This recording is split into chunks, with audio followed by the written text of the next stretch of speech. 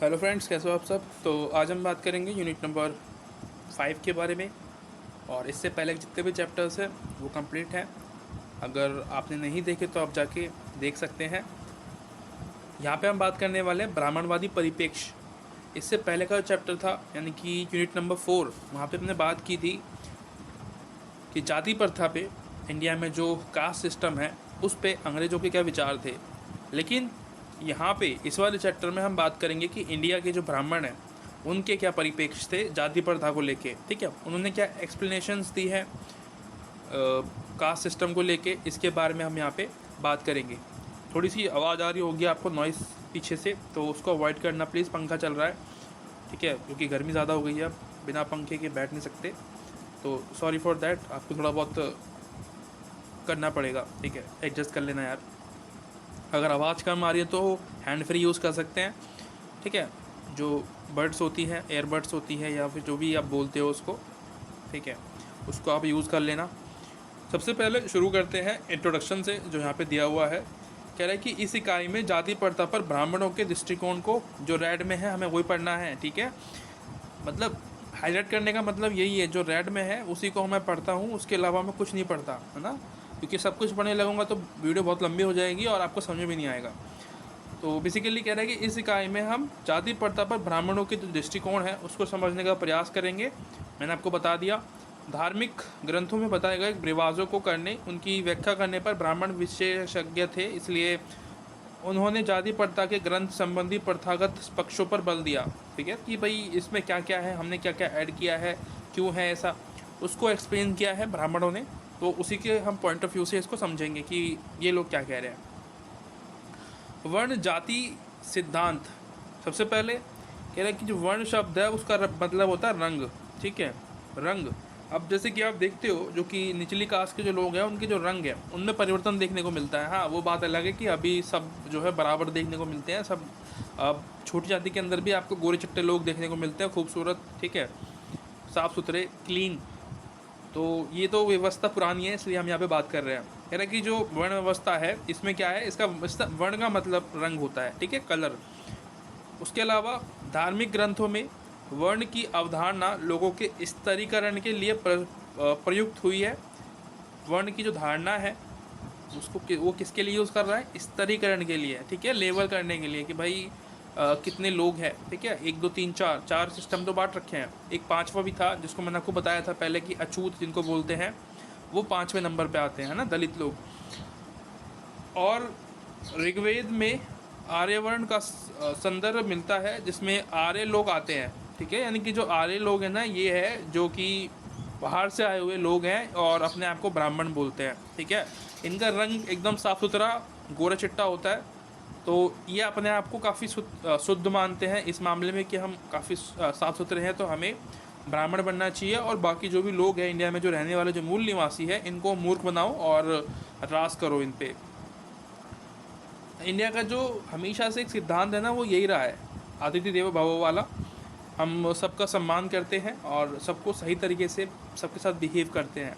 जो मूल निवासी है मैं उनकी बात कर रहा हूँ, ये जो बाहर से लोग आए हुए हैं आर्य लोग, इनकी बात नहीं कर रहा मैं, ठीक है। ये तो देश, इनका देश ये है ही नहीं और ये बर्बाद करने के लिए आए हैं, मेन काम तो ये था।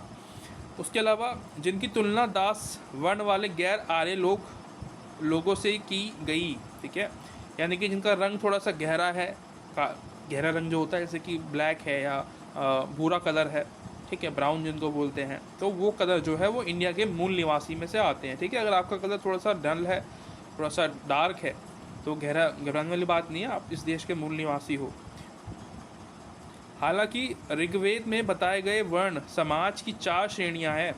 पहला ब्राह्मण, दूसरा यानी कि ब्राह्मण कौन है, वो जो पुजारी है, जो पूजा पाठ कर सकता है। दूसरा होता है क्षेत्रीय, यानी कि वो योद्धा है, वो युद्ध लड़ता है।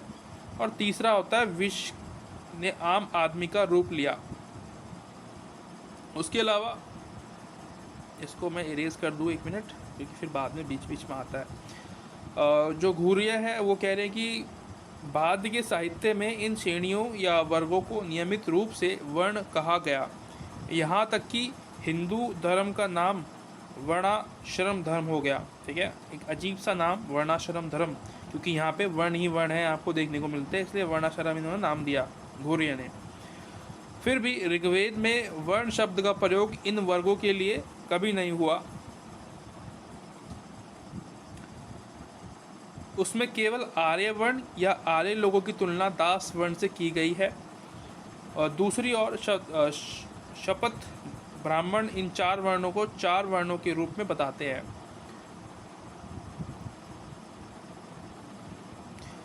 वर्ण का अर्थ रंग है, ये हमने पढ़ लिया पहले ही, और इसी अर्थ में आर्य की तुलना दास से की गई है, जिसमें उनके क्रम साफ और गहरे रंगों का संदर्भ दिखाई देता है। ठीक है, यानी कि कहने का मतलब कि जो दास है उसका जो रंग होगा वो थोड़ा सा डार्क होगा, ठीक है, गहरा होगा, लेकिन जो मालिक है, ठीक है, उसका रंग कैसा होगा, थोड़ा सा चमकीला होगा, चमक होगी उसके अंदर, उसका चेहरा एकदम गोरा चिट्टा होगा, उसको ये मालिक बता रहे हैं। यानी कि उनके रंगों के हिसाब से भी डिसीजन लिए जा रहे हैं यहाँ पे।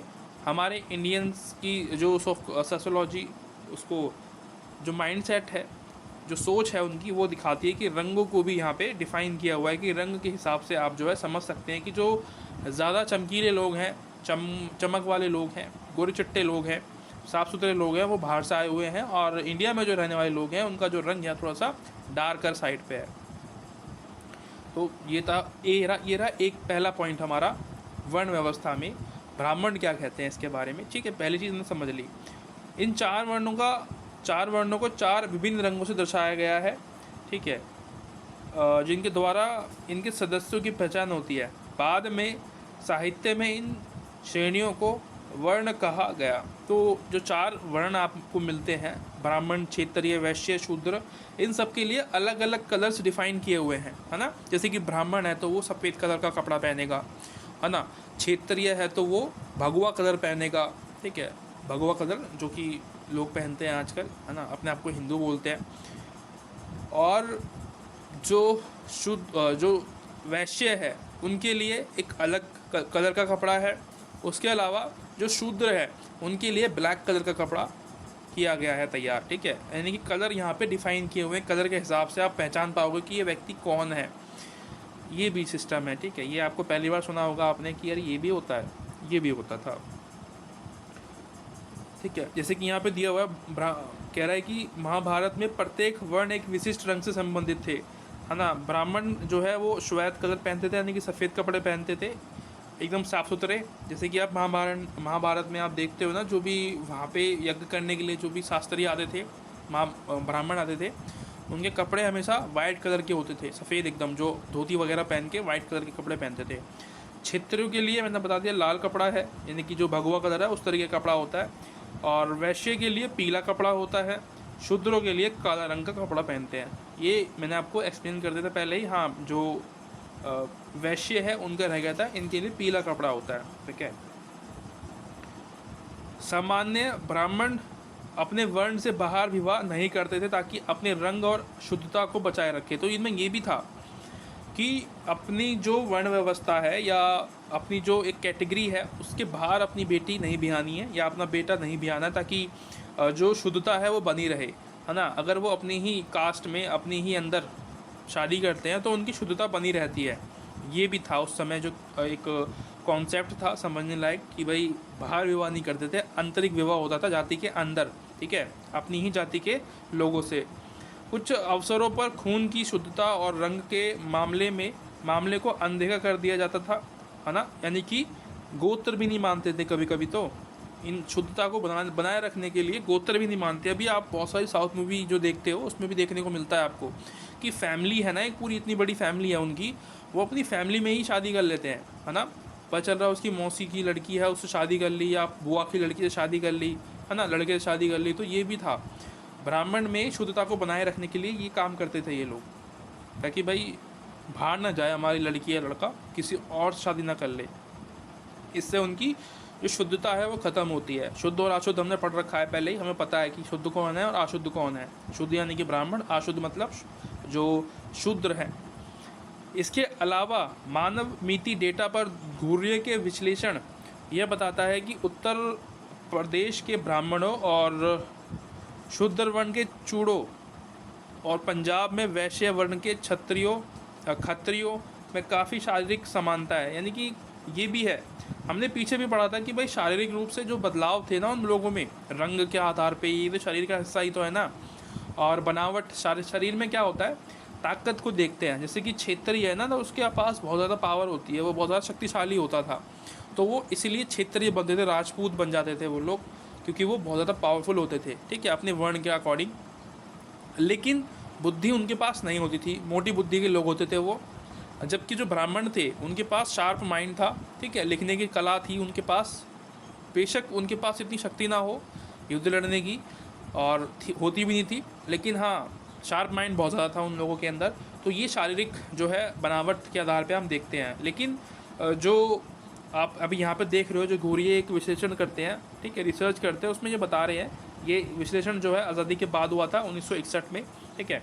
पंजाब और काफ़ी सारे क्षेत्र, उत्तर प्रदेश में जो ब्राह्मण है और जो शूद्र वर्ण है, ठीक है, यानी कि चूड़े हैं, जिनको हम भंगी भी बोलते हैं, वाल्मीकि भी बोलते हैं इन लोगों को। और ये जो है ना, इनमें शारीरिक समानता थी, यानी कि लगभग सेम दिखते हैं, पावर भी बहुत ज़्यादा अच्छी है और इनका रंग भी ठीक ठाक है, काफ़ी ज़्यादा समानताएं देखने को मिलती थी। तो जो धीरे करके क्या हुआ, रंग में भी परिवर्तन आने लगा।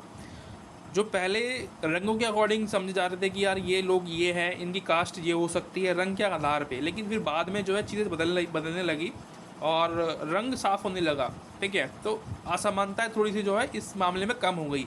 किसी को आप आज बिना देखे ये बता नहीं सकते कि वो उसकी कास्ट क्या होगी, लेकिन पहले ऐसा नहीं था, क्योंकि ये भी था ना कि कपड़ा पहनने का तरीका भी अलग था, कि भाई जो शूद्र है वो ब्लैक कलर के कपड़े ही पहनेगा, ठीक है, काला जो है कुछ भी डाल के चलेगा, ताकि पता चले उसके शारीरिक जो कपड़े पहन रखे हैं उसने कि वो कैसे रहते हैं, है ना, उनकी कास्ट क्या है, उसको समझने के लिए कपड़े का निर्माण किया गया। तो भाई ये अलग अलग कपड़े पहनेंगे। ब्राह्मण सफ़ेद कपड़े पहनते थे, देखो। और उसके अलावा वह केवल सफाई कार्य करने वहाँ जाते थे, और उसके लिए भी उन्हें पिछली गलियों का प्रयोग करना पड़ता था, जिससे वे ना तो दिखाई दे और ना ही उनकी छाया किसी ब्राह्मण पर पड़े। तो ये भी एक सिस्टम था कि जो शूद्र लोग होते थे उनके लिए, जो अछूत थे उनके लिए एक अलग गली बनाई गई थी कि भाई यहाँ से आप जा सकते हो, ठीक है। और ये भी है, इन लोगों को मूंछ रखने का अधिकार नहीं था। मूंछ अगर रख भी लेना तो आप उसको ऊपर नहीं कर सकते, जैसे कि आज प्रधान करके रखते हैं ना ऊपर की तरफ कि भाई ये देखो मैं प्रधान हूँ, तो वो सब नहीं था पहले। मतलब वो सब था पहले, यानी कि जो शूद्र थे वो मूंछ पहली बात तो वो रखते ही नहीं थे, ठीक है, मनाही थी। अगर रख भी ली तो उसको ऊपर नहीं कर सकते। उसके अलावा चप्पल नहीं पहन सकते, अच्छे कपड़े, साफ़ सुथरे कपड़े नहीं पहन सकते, गंदे कपड़ों में रहना पड़ेगा उनको, ताकि पता चले कि ये शूद्र है, ठीक है। उसके अलावा जो महिलाएं थी उनको अपना जो ऊपर का हिस्सा होता है, चेस्ट का जो हिस्सा होता है, इसको ढकने की परमिशन नहीं थी, उस पर भी टैक्स लगाते थे, ठीक है। ये भी एक तरीके का अपवाद था इंडिया में, ठीक है। कंडीशन आप समझ रहे हो कैसी थी। और उसके अलावा अस्पृश्यों की उनसे संबंधित महत्वपूर्ण मुद्दों पर भी सुनवाई नहीं होती थी, यानी कि जो लोग अस्पृश्य थे, यानी कि छोटी कास्ट के थे, उनकी कोई भी सुनवाई नहीं की जाती थी। किसी भी बात पे उनके साथ कोई भेदभाव हो रहा है, कोई गलत काम कर रहा है, तब भी उनकी कोई बात नहीं सुनता था। तो ये देख रहे हो आप क्या सिस्टम हो रहा है। और उन्हें अपनी मामलों और प्रत्यक्ष रूप से उन्हें प्रभावित करने वाले मामलों में किए जाने वाले निर्णय में कुछ कहने का अधिकार नहीं था, यानी कि कोई भी मामला आपके विरुद्ध जा रहा है, आप उसके खिलाफ नहीं बोल सकते थे, ठीक है। आप अगर आप नहीं भी हो ना शूद्र कास्ट के या निचली कास्ट के, फिर भी आप एक बार इमेजिनेशन करके देखिए कि क्या हालत होती होगी। अगर आप लड़की हो तो ये देखिए कि आपको अधिकार नहीं था अपनी ऊपर की जो साइड होती है अपनी बॉडी की, उसको ढकने का, ठीक है। तो ये भी सिस्टम था, जहाँ किसी ने ढक ली तो उसको पहली बात तो दंडित किया जाता था, उसके बाद टैक्स वसूल की जाती थी उससे। ये भी सिस्टम था। और कुछ ये इसमें से कुछ सिस्टम तो आज भी है, कुछ क्षेत्रों में गांव हैं ऐसे जहाँ पे ये सब आज भी होता है, कंटिन्यूसली है, ठीक है, कंटिन्यूसली आज भी ये चीज़ें वहाँ पे होती हैं। और शुद्धता और अशुद्धता की विचारधारा, ये भी आप पढ़ते हुए आ रहे हो बहुत पहले से, कि शुद्ध और अशुद्ध की विचारधारा विभिन्न जातियों के बीच संबंधों को काफ़ी सीमा तक नियंत्रित करती है। ये जातियों के अनुक्रम का आधार भी उपलब्ध करवाती है। इसीलिए जाति जितनी अधिक शुद्ध होती है, सामाजिक अनुक्रम में उसका स्थान उतना ही ऊपर होता है ना। यानी कि एक तरीके से अपने आप को ऊपर रखने के लिए भी शुद्धता का एक चोला पहन के रखते थे लोग कि भाई हम शुद्ध हैं, गलत काम नहीं करते। अपनी जो लड़की हैं ब्राह्मण जैसे हैं तो वो कह रहे हैं कि अपनी हम लड़कियों को किसी और के यहाँ नहीं ब्याएंगे, किसी शूद्र के घर में नहीं ब्याएंगे, क्योंकि अगर हम ऐसा करते हैं तो हमारी शुद्धता खत्म हो जाएगी। शुद्धता के लिए संस्कृत का शब्द शोधन है, और जो शुद्ध धातु से प्राप्त होता है हुआ है, और इसका अर्थ शुद्ध होता है। शुद्धता का सजाती शब्द सोच है, जिसका अर्थ सफाई होता है। हिंदू ग्रंथों में शुद्धता प्राप्ति के अनेक तरीके दिए गए हैं। अत्यधिक शुद्धता वेदों, अन्य धार्मिक ग्रंथों को पढ़ने, किसी देवता का ध्यान करने, तीर्थ यात्रा करने, भगवान का नाम जपने, ब्राह्मणों का पालन, ब्रह्मचार्य का पालन करने, और तब अहिंसा का पालन करने, क्रोध, काम और इच्छा बढ़ाने वाली भोजन पदार्थों का सेवन ना करने की जो है प्राप्त किया जा सकता है। यानी कि जो शुद्धता है उसको हम कुछ तरीक़ों से प्राप्त कर सकते थे यहाँ पे, जैसे कि यह बता रखा है यहाँ पे कि भाई तीर्थ यात्रा करोगे, है ना, भगवान को याद करोगे, जाप करोगे मंत्रों का, ठीक है, ब्रह्मचार्य का पालन करोगे, शादी नहीं करोगे तो आप शुद्ध हो सकते हो। लेकिन ये किसके लिए था? ये जो पहली 3 कास्ट थी ना, जो लेबल्स थे, ब्राह्मण, क्षत्रिय और वैश्य, यहाँ तक ही था। शूद्रों के लिए ये व्यवस्था नहीं थी। ये वाला जो काम है ना, जितना भी ये मैंने आपको बताया है अभी, शूद्र नहीं कर सकते थे, सिर्फ ब्राह्मण, क्षत्रिय और वैश्यों के लिए ही था, क्योंकि ये लोग नॉर्मल शुद्धता की श्रेणी में आते थे। जब देखो कारण क्या था कि ये शुद्धता की श्रेणी में नहीं आ रहे हैं, जो ये लोग हैं शूद्र हैं, क्योंकि ये औरों का जो गंदगी है उसको साफ़ करते थे, ठीक है। साफ़ करने वाले को ही जो है साफ़ नहीं बोल रहे हैं कि ये गंदे कपड़े साफ़ करते हैं किसी के, तो इसीलिए ये गंदे हैं, इनसे दूर रहो, ये विचारधारा थी।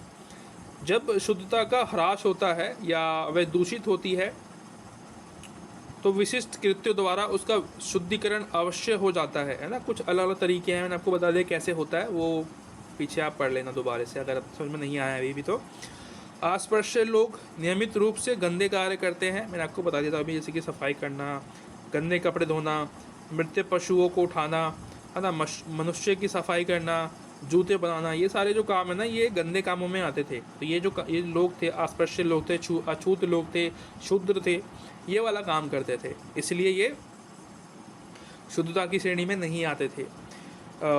उसके बाद ये स्थायी अशुद्धता है, यानी कि जो अशुद्धता है ना, ये अस्थायी थी। किसके लिए? बड़ी कास्ट के लोगों के लिए, छोटों के लिए नहीं थी। वो तो अशुद्ध है, अशुद्ध ही रहेंगे हमेशा। ये था, ये तो लिखा हुआ है, ब्राह्मण ने अपना एक्सप्लेन किया हुआ है। दूसरी ओर मनु ने कुछ शारीरिक स्रावों को अशुद्ध माना, जैसे मलवीर्य, थूकना, शरीर पर उनकी मौजूदगी से व्यक्ति अशुद्ध हो जाता है, ठीक है। ब्राह्मणों को शुद्धता बनाए रखने के लिए अस्पृश्य और निम्न जातियों के लोगों के दो ब्राह्मणों की अस्थायी शुद्धता ग्रहण करने का माध्यम माना जाता है। ऐसा वे ब्राह्मणों के घर आंगन, उनके वस्त्र धोकर उनके द्वारा गंदे और अशुद्ध समझाने वाले कार्य करते हैं, और इस दौरान वे खुद अशुद्ध हो जाते हैं। रीज़न भी बताया हुआ है कि वो अशुद्ध क्यों होते हैं, क्योंकि वो दूसरों के घर में जाकर साफ़ सफाई करते हैं, दूसरों के जो बर्तन हैं, गंदे बर्तन और जो गंदे कपड़े हैं उनको साफ़ करते हैं, तो इसलिए वो गंदे हो जाते हैं, इसलिए वो अशुद्ध हैं। सिस्टम जो है ये समझ के, इसको पढ़ के आप ये समझ पाओगे कि लोगों की सोच कैसे थी। खान पीन और विवाह संबंधित प्रथाएं थी, है ना। मैंने आपको बता दिया कि भाई शुद्ध और अशुद्ध भी जो था वो भी एक सिस्टम था, कि भाई कोई ब्राह्मण अपनी जो बेटी है या बेटा है उसको किसी और जाति के घर में नहीं बिठाएगा, वो अपनी ही कास्ट में शादी करेगा, अपनी ही फैमिली में, और शुद्ध करने के लिए वो अपनी ही फैमिली में शादी कर देगा, ठीक है। जैसे कि लड़की है तो उसकी जो शादी होगी वो उसी लड़की का जो भाई है, यानी कि मौसी का लड़का है, उससे हो सकती है, मामा का लड़का उससे हो सकती है, ऐसा सिस्टम वहाँ पे था। और खाने पीने का सिस्टम भी जो है इसमें आपको देखने को मिलेगा।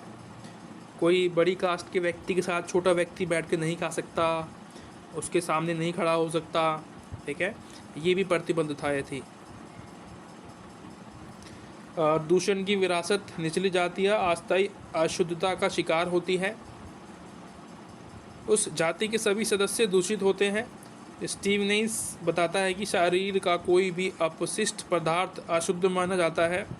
मृत्यु से समस्त शरीर अशुद्ध हो जाता है और इससे संबंधित सभी व्यक्ति अशुद्ध हो जाते हैं। बाल और नाखून जो दोनों ही शरीर के अपशिष्ट पदार्थ हैं से संबंधित नहीं अशुद्ध होता है। इसके आगे अपने पुरुष जजमानों के मृत शरीर को धोने, उसकी पत्नी और द्वारा मृत स्त्री शरीर को धोने के कारण वह और भी अशुद्ध हो जाते हैं। तो बहुत सारे कारण हैं, जैसे कि मरने के बाद जो व्यक्ति होता है उसको साफ़ सफाई करने का काम इनका होता है, तो ये अशुद्ध हो जाते हैं। और जो जैसे कि लेडीज़ें होती हैं तो पीरियड्स होते हैं उनको, ठीक है, और जो कपड़े होते हैं उनको भी वही धोते थे, तो उससे और ज़्यादा अशुद्धता फैल जाती थी। तो ये भी था। ये मैंने आपको बता दिया है जजमानी प्रथा क्या थी। जैसे कि ब्राह्मण है, तो जो ब्राह्मण है अपनी सर्विस दे रहा है। ब्राह्मण क्या है? एक सेल्स पर्सन है, ठीक है, एक सर्विसमैन है। ये अपनी सर्विस दे रहा है किसको? अन्य लोगों को, ठीक है। उसके बदले में क्या देगा? जैसे कि ये पूजा पाठ, सर्विस में क्या देगा? पूजा पाठ ही तो कराएगा, ठीक है, पूजा पाठ करेगा किसी घर में जाके, और उसके बदले में उसको पैसे मिलेंगे। उस समय पैसे तो होते नहीं थे, तो उसके बदले में उसे अनाज या कोई और सेवा दी जाती थी। तो ये जजमानी प्रथा के अंदर आता था, ठीक है। जजमान यानी कि मालिक या फिर जो हमारा कस्टमर है उसको बोलते हैं, और ये जो ब्राह्मण है ये एक तरीके से काम करने वाला व्यक्ति है। ये सिस्टम था। मैंने यहाँ पे लिख दिया है कि भाई जो कामीन है, एक तो देखो जजमानी प्रथा में दो लोग होते हैं, एक तो जजमान होता है यानी कि कस्टमर, दूसरा होता है कामीन यानी कि सेल्स पर्सन या सेल्समैन, जो भी अपनी सर्विस प्रोवाइड करा रहा है किसी को, उसको बोलते हैं, ठीक है। महत्वपूर्ण मुद्दे क्या हैं यहाँ पे? ध्यान देने योग्य तथ्य है कि कुछ जाति के लोगों द्वारा लगाए गए जातिगत प्रतिबंधों में बहुत से कारणों से कमी आई है। इनमें से कम 3 कारण विशेष रूप से महत्वपूर्ण है। जातिगत प्रतिबंधों में कमी आने के कुछ कारण बता रहा है यहाँ पे, समझ लो। पहला है सार्वजनिक परिवहन जैसे बसों, ट्रेन, अन्य लोगों की यात्रा में वृद्धि हुई है, जिसके कारण सभी कास्ट के लोग उस बस में घुस जाते हैं, और फिर वहाँ पे जो है अस्पृश्यता जो है, जो अछूतता है, छुआछूत है, वो कम हो जाती है ना चाहते हुए भी जो बड़ी जाति के लोग हैं बेचारे, उनको उनके साथ ट्रैवल करना पड़ता है, ठीक है। तो अशुद्धता वहाँ पे फिर ख़त्म हो जाती है। दूसरा कारण है शिक्षा का प्रसार, जिससे कुछ निराधार बातों के प्रति जो अंधविश्वास है, रूढ़िवाद, जो स्टेरियोटाइप जो सोच है, वो हमारी कम हो जाती है। तीसरा कारण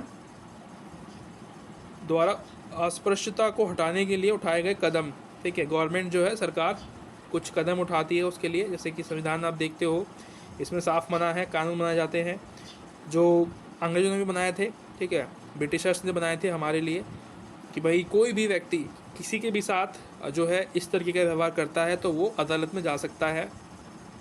और शिक्षा में समानता, कानून में समानता सबको दी गई थी वहाँ पे, ठीक है। कोई भी एजुकेशन ले सकता है, और जॉब्स करने की समानता थी सबके पास, कोई भी जॉब कर सकता है कोई भी व्यक्ति, ठीक है। अंग्रेज़ों के आने से ये फ़ायदा हुआ है हम लोगों को।